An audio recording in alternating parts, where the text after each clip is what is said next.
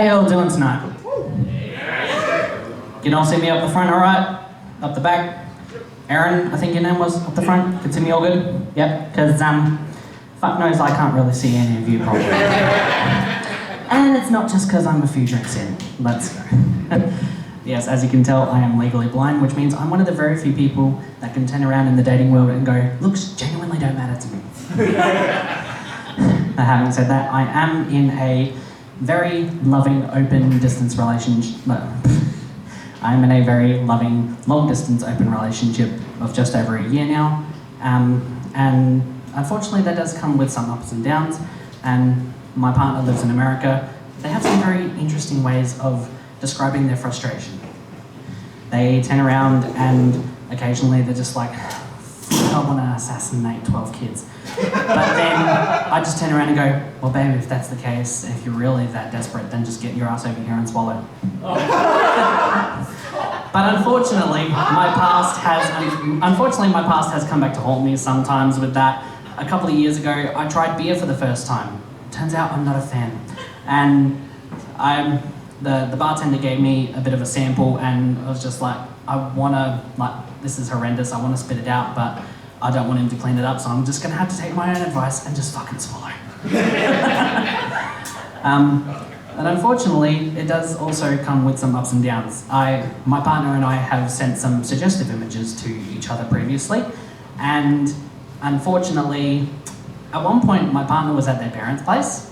They forgot what screen sharing is. And so, unfortunately, thanks to screen sharing and Snapchat, unfortunately my partner's mother walked in and it means my partner's mother has seen my dick. And my partner is also African American. As I said, they live in New York, and I didn't know whether to be impressed or mortified because I was half thinking that there was this middle-aged African American woman going, that's all this white boy's giving you? But there's also the opposite to that going, he's giving you all that? So again, I didn't know whether to be impressed or fucking mortified. I decided to go safe and say mortified. And unfortunately, as most people in a long distance relationship, or those that are single, unfortunately means you used to having to work with one hand. And yes, self-deprecation, thank you for that. And unfortunately it means marital aids end up having to be used sometimes, and had one of my friends buy me this thing as a gag gift, and they were reading the box, and it turns out that apparently there are some marital aids that they say apparently condoms are needed for body safety. Are you fucking kidding me?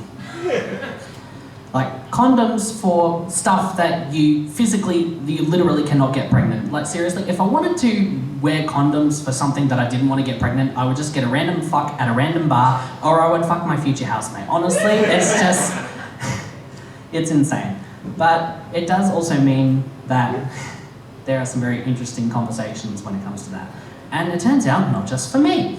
And like, there are so many people that seem to have these very interesting conversations for all of this shit. Like, I remember back a few months ago, there was, the CFS were called out to a place in Mount Barker for removing someone from a very awkward situation involving handcuffs.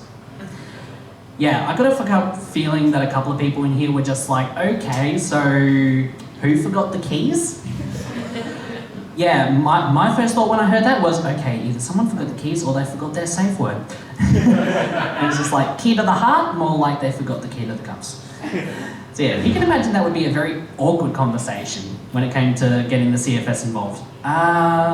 Okay, so why are we here removing someone from handcuffs? I forgot the safe word was cinnamon. Alright, thank you so much for that. I hope you guys enjoy the rest of your night.